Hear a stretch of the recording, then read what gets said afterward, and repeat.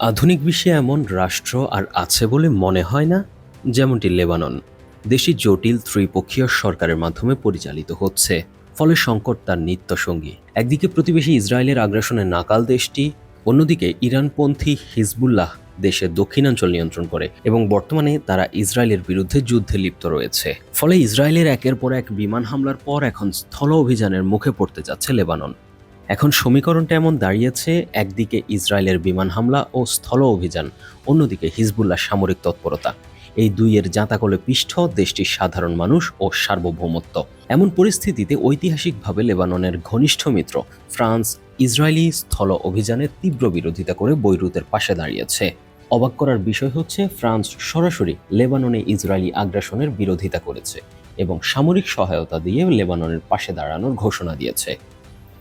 আল জাজিরার প্রতিবেদনে ইসরায়েলি আক্রমণের মুখে দেশটির বর্তমান মানবিক বিপর্যয় এবং সীমান্তে নিরাপত্তা নিশ্চিত করার প্রচেষ্টার কথা উঠে এসেছে। অন্যদিকে ডেইলি সাবার এক নিবন্ধে দাবি করা হয়েছে, ফ্রান্সের ঔপনিবেশিক শাসনকাল থেকে প্রচলিত ধর্মভিত্তিক ক্ষমতার ভাগাভাগি ব্যবস্থা লেবাননের আজকের অস্থিতিশীলতার মূল কারণ। বর্তমানে লেবানন জুড়ে ইসরায়েলি বিমান হামলা এক বিধ্বংসী রূপ নিয়েছে। কয়েক হাজার মানুষের প্রাণহানির পাশাপাশি 10 লক্ষেরও বেশি মানুষ বাড়িঘর হারিয়ে বাস্তুচ্যুত হয়েছেন। ইসরায়েলি বাহিনী দক্ষিণ লেবাননে গাজা স্টাইলে গণহত্যার হুমকি দিয়েছে, যা একটি পূর্ণমাত্রা স্থল অভিযানের আগাম সতর্কবার্তা হিসেবে দেখা হচ্ছে।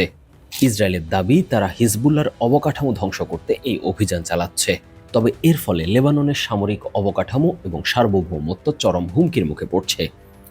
এদিকে ইসরায়েলের অন্যতম ঘনিষ্ঠ মিত্র হওয়া সত্ত্বেও ফ্রান্স লেবাননে ইসরায়েলি স্থল অভিযানের কঠোর বিরোধিতা করেছে।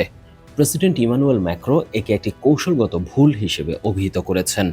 ফ্রান্সের এই বিরোধিতার প্রধান কারণ হিসেবে দেখা হচ্ছে কিছু বিষয়কে, যেমন ফ্রান্স মনে করে ইসরায়েলের উচিত লেবাননের ভূখণ্ড ও সার্বভৌমত্বের প্রতি সম্মান প্রদর্শন করা। এছাড়া ফরাসি কর্মকর্তাদের মতে স্থল অভিযান হিজবুল্লাহকে আরও শক্তিশালী করতে পারে এবং জনগণের মধ্যে তাদের জনপ্রিয়তা আরও বাড়াতে পারে, যেমনটি র্যালি অ্যারাউন্ড দ্য ফ্ল্যাগ ইফেক্টে হয়ে থাকে।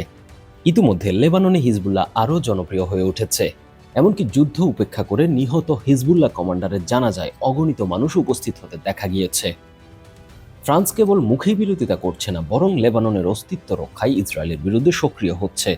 ইতিপূর্বে ফ্রান্স লেবাননের জন্য $800 মিলিয়ন মানবিক সহায়তা এবং দেশটির নিরাপত্তা বাহিনীর জন্য $200 মিলিয়ন সহায়তার প্রতিশ্রুতি দিয়েছে। এদিকে এই সংকটে লেবাননের রাষ্ট্রীয় সেনাবাহিনী বা লেবানিজ আর্মড ফোর্সেস এক অত্যন্ত কঠিন পরিস্থিতির মধ্য দিয়ে যাচ্ছে। তারা বর্তমানে ইসরায়েলের বিরুদ্ধে সরাসরি যুদ্ধে লিপ্ত নয়, কিন্তু যুদ্ধ তাদের ঘাড়ে এসে পড়ছে। এছাড়া ইসরায়েলি হামলায় ইতিমধ্যে বেশ কয়েকজন লেবানিজ সৈন্য প্রাণ হারিয়েছেন। অন্যদিকে হিজবুল্লাহর শক্তিশালী সেনাবাহিনী লেবাননের রাষ্ট্র কাঠামোকে চ্যালেঞ্জ করছে। ফ্রান্স ও আন্তর্জাতিক সম্প্রদায় চাইছে লেবানন সেনাবাহিনীকে শক্তিশালী করতে, যাতে তারা দেশের দক্ষিণ প্রান্তে হিজবুল্লাহর বিকল্প হিসেবে পূর্ণ নিয়ন্ত্রণ নিতে পারে। News desk, 21 television.